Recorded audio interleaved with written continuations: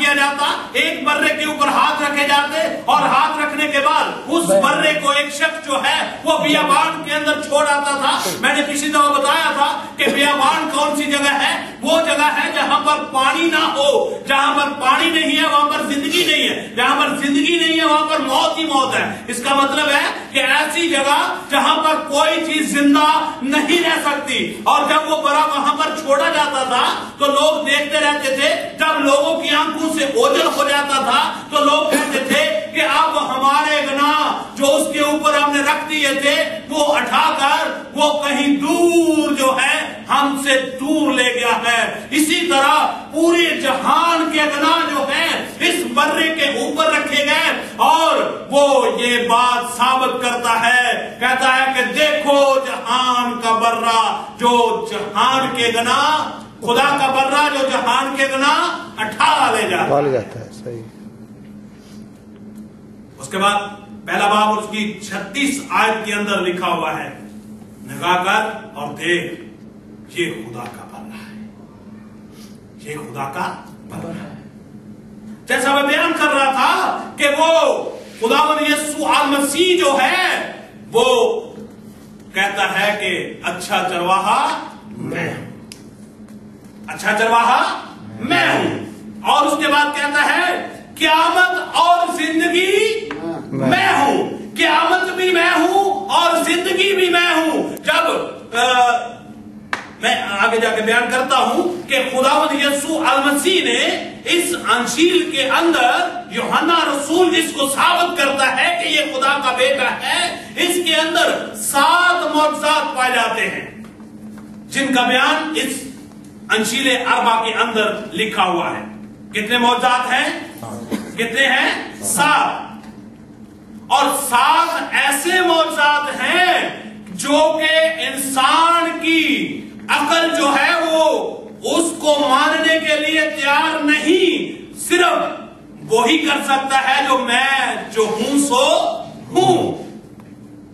اور وہ انسانی جسم لے کر ہمارے درمیان آیا اور اس نے ان لوگوں کے سامنے کر کے دکھایا, پریکٹیکلی کر کے دکھایا.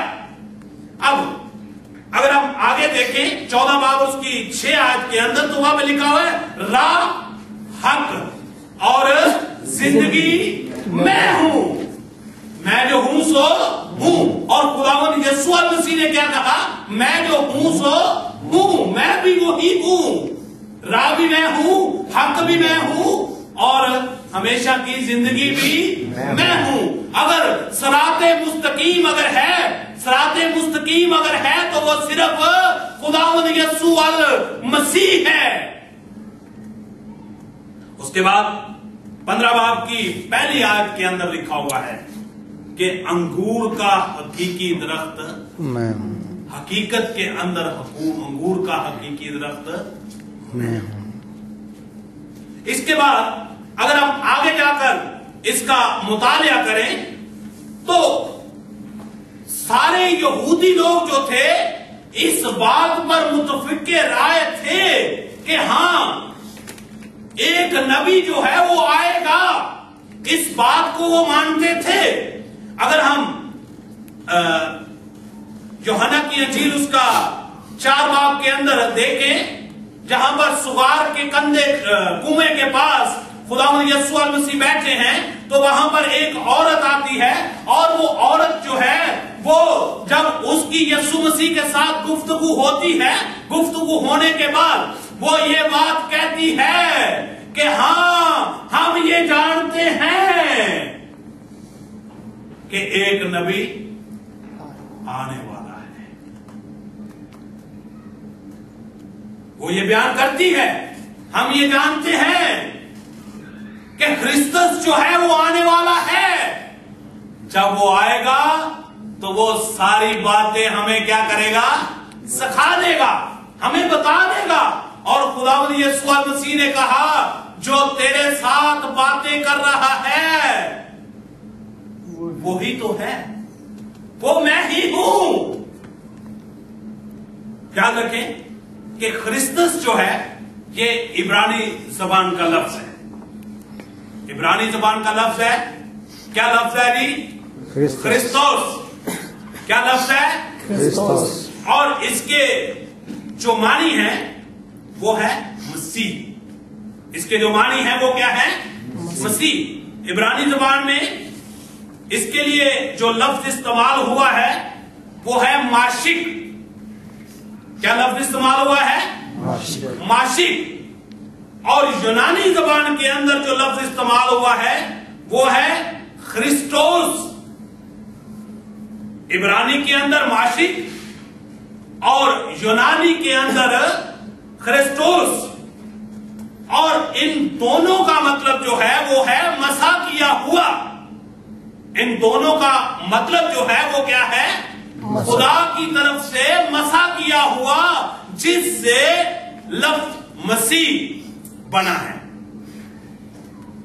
और वो औरत इस बात का ऐलान करती है कि हाँ, हम ईमान रखते हैं कि क्रिस्टस जो है वो आने वाला है। जब वो आएगा तो हमें सारी बातें बताएगा। तो जब खुदावंद यीशु मसीह ने कहा जो तेरे से बातें कर रहा है वो तो क्रिस्टोस ही है, वो मैं हूं, तो फिर उस औरत का क्या हालत क्या थी?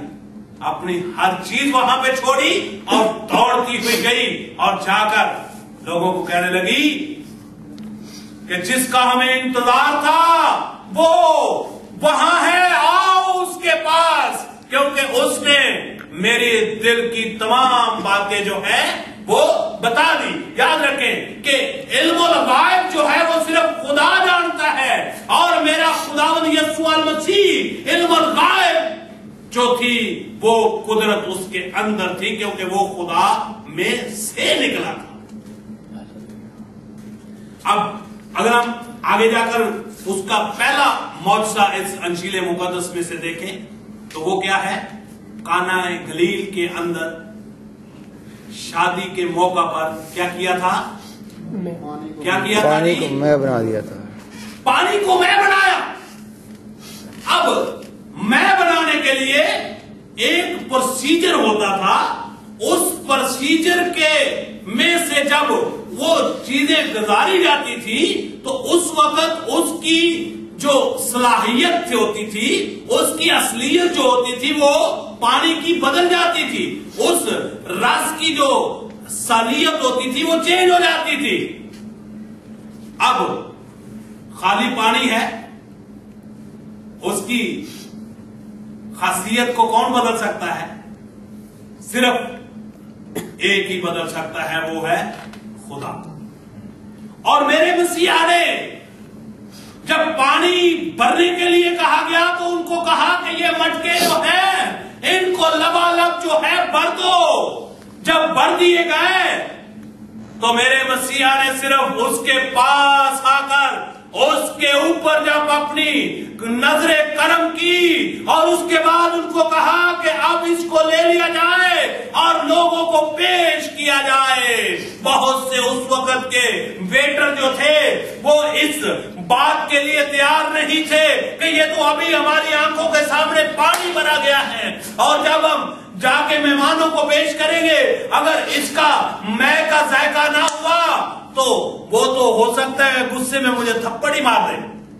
लेकिन मेरे मसीहा ने कहा कि अब ये मेहमानों को पेश की जाए। जब पेश की गई तो कहने लगे कि अच्छी मैं आपने बाद में दे रहे, जो पुरानी मैं थी वो आपने पहले पिला दी। सो खुदावंद यीशु मसीह जो थे, क्योंकि वो बाप में से निकले हुए थे, इसलिए कि उनके अंदर अलूहियत की सारी ममूरी मौजूद थी।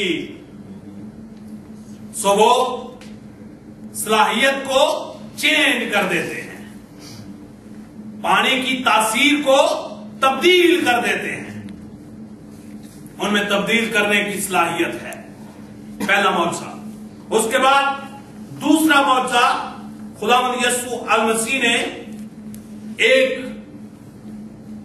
आर्मी का ऑफिसर था, उसका बेटा